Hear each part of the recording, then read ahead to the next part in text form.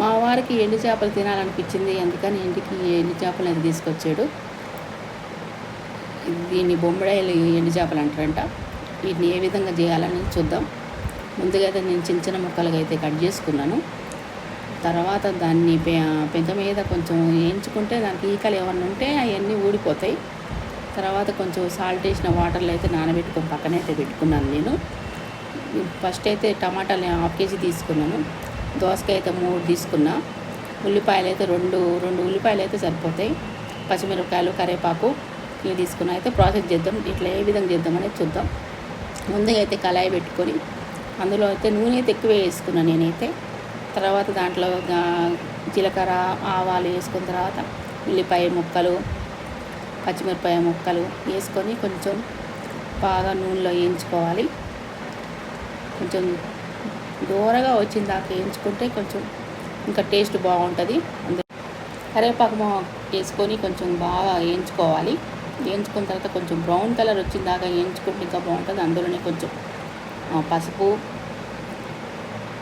అదేవిధంగా అల్లం వెల్లుల్లి అయితే నేను ఎప్పటికప్పుడే ఫ్రెష్గా దంచుకుంటాను. ఈ నీసు కూరలకైతే అయితే కంపల్సరీగా ఫ్రెష్గానే వేసుకుంటా. వేయించుకున్న తర్వాత దూరగా వేయించాలి. కొంచెం కలర్ మారిన దాకా కొంచెం పచ్చివాసన అనేది లేకుండా చేసుకున్న తర్వాత మనం నానబెట్టుకున్న ఈ ముక్కలు వేసుకొని కలుపుకున్న తర్వాత కొంచెం దాంట్లో ఉడకనియాలి. ఉడికిన తర్వాత దోసకాయ ముక్కలు కూడా ఫస్ట్ వేస్తున్నా, ఎందుకంటే దోసకాయ ముక్కలు తొందరగా ఉడకవు. ఫస్ట్ కొంచెం వేయించుకున్న తర్వాత వేయించుకుంటే బాగుంటుందని ఫస్ట్ అయితే దోసకాయలు వేసాను.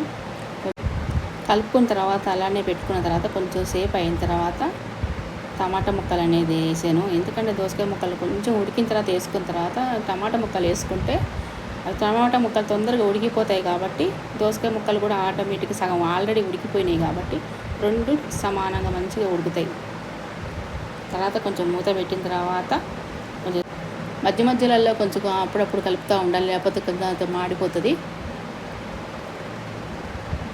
ఈ విధంగా కలుపుకున్న తర్వాత కొంచెం సాల్ట్ అయితే 2.5 స్పూన్లు వేసాను. సరిపోకపోతే లాస్ట్ కానీ వేసుకోవచ్చు సాల్ట్ని. పచ్చిమిరకాయలు కూడా వేసాను కాబట్టి అందుకని కారం అయితే నేను 1.5 స్పూన్లే వేసాను. కారం అయితే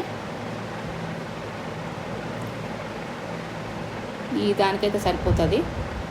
కారం ఎక్కువ తినాలనుకున్న వాళ్ళు కారం ఎక్కువనే వేసుకోవచ్చు, కానీ మా ఇంట్లో కారం కొంచెం తక్కువ తింటాం కాబట్టి నేనైతే ఈ 1 స్పూన్నర అయితే కారం అయితే వేసాను. బాగా కలుపుకున్న తర్వాత కొంచెం సేపు మూత పెట్టేసి సిమ్లో పెట్టుకొని ఉడికించుకోవాలి. టమాటాలను అయితే పండి తీసుకోండి, లేకపోతే దోరయి తీసుకుంటే కొంచెం ఉడకడం అనేది లేట్ అవుతుంది. మధ్యలో కొంచెం అప్పుడప్పుడు మూత తీసి కొంచెం కలుపుతూ ఉండాలి, లేకపోతే కింద అయితే మాడిపోతుంది.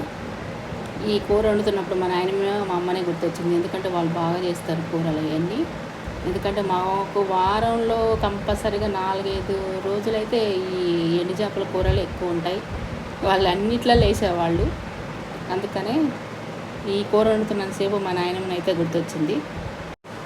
ఆల్మోస్ట్ కూర దగ్గరకు పడ్డట్టే, కలర్ కూడా చేంజ్ అయిపోయింది. మొత్తం మధ్యలో కలుపుతూనే ఉండాలి.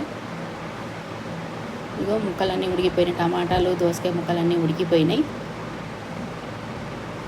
కూర ఆయిల్ అనేది ఎప్పుడైతే తెలియదో అప్పుడే కూర సగం ఉడికిపోయినట్టే లెక్క అది.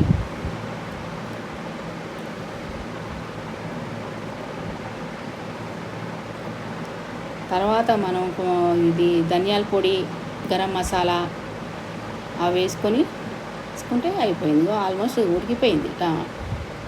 గరం మసాలా అండ్ ధనియా పొడి వేసుకొని కలుపుకున్నా నేను.